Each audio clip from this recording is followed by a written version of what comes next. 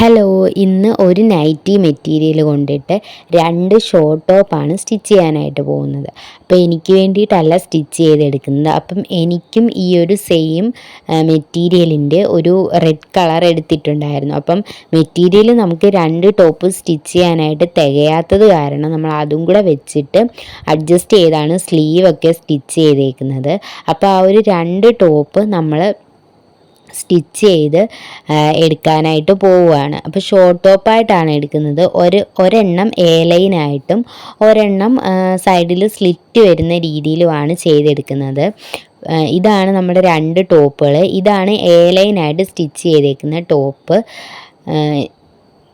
നല്ല പ്രത്യേകിച്ച് നമുക്ക് പണിയൊന്നും ഉണ്ടായിരുന്നില്ല. അപ്പം ഈ ഒരു ടോപ്പിൽ മാത്രം മുകളിൽ ഈ ഒരു റെഡ് മെറ്റീരിയൽ വെച്ച് കൊടുത്തു. അല്ലാതെ പ്രത്യേകിച്ച് പണിയൊന്നുമില്ല. ഇതാണ് സ്ലിറ്റുള്ള ടോപ്പ് വരുന്നത്. അപ്പോൾ 2 ടോപ്പ് ഇങ്ങനത്തെ സ്റ്റിച്ച് ചെയ്തെടുത്തു. ഈ സെയിം കസ്റ്റമറിന് തന്നെ ഒരു പാവാട, ഒരു സാരി തന്നിട്ടുണ്ടായിരുന്നു. അത് വെച്ചിട്ട് ഒരു പാവാടയും കൂടെ സ്റ്റിച്ച് ചെയ്യണമായിരുന്നു.